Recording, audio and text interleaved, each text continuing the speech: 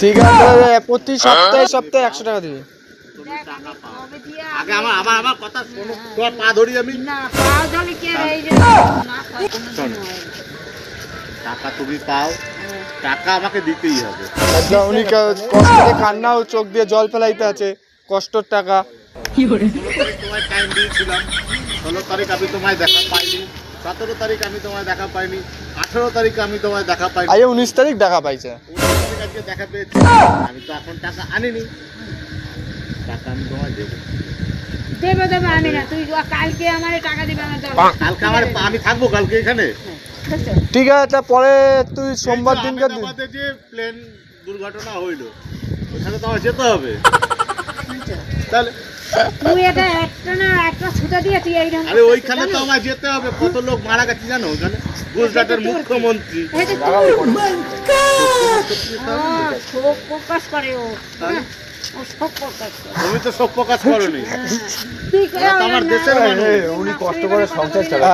কষ্ট করে সংসার চালায়, শরীর খারাপ, ওষুধ পশুর দরকার। দিবি 100 টাকা করে দেয় না প্রতি সপ্তাহে, মানে 4টে সপ্তাহ তো 1 মাসে, 2 মাসে, 2 মাসের মধ্যে শোধ যাবে। আমার কাছে টাকা দিস না কেন তাহলে? ক বছর ধরে টাকাটা চাইতে হচ্ছে? এই লকডাউনের থেকে আরে বাড়া রে, তো শ্মশানেও ঠাই হবে না। 19 না 20 তুই জানো কবে গেছিস? না 19-এ গেছে, 19-এ গেছে, 2019-এ লকডাউন গেছে, তখন দিয়ে টাকাটা পায়, তখন দিয়ে উনি টাকাটা পায়। তোর লাগে কোনো কথা নেই, তুই কথা কোনো দাম রাখা না। শোনো, আজকে 19 তারিখ চলে গেছে, ঠিক আছে? হ্যাঁ, তাহলে 26 তারিখ 10 দিন পর। ঠিক আছে, 26 তারিখ। কথা 26 কত? এই যে আজকে 19 তারিখ, হ্যাঁ। 19 এর এই পর আজকে 20, 20 তারিখ। তারপর 21, তারপর 22, তারপর 23, তারপর 24, তারপর 25, তারপর 26। ঠিক আছে। এরকম সারেগামা 26।